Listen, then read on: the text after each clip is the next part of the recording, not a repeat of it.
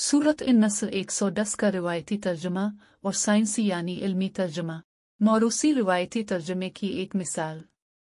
जब अल्लाह की मदद आ जाए और फतह नसीब हो जाए और ए नबी तुम देख लो कि लोग फौज दर फौज अल्लाह के दीन में दाखिल हो रहे हैं तो अपने रब की हम्द के साथ इसकी तस्बीह करो और इससे मग़फ़िरत की दुआ मांगो, बेशक वो बड़ा तौबा कबूल करने वाला है।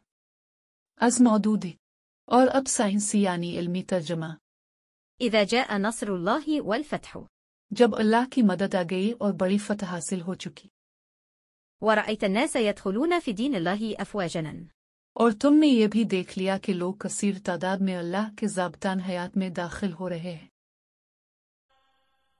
فسبح بحمد ربك واستغفره إنه كان توابا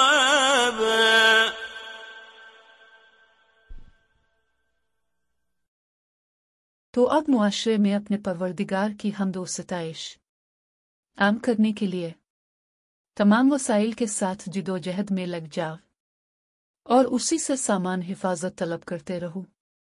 बेशक वही तुम्हारी जानिब रहमत के साथ तवज्जो करने वाला है। साइंसी यानी इल्मी तर्जुमा। कुरान देखने और सुनने का शुक्रिया।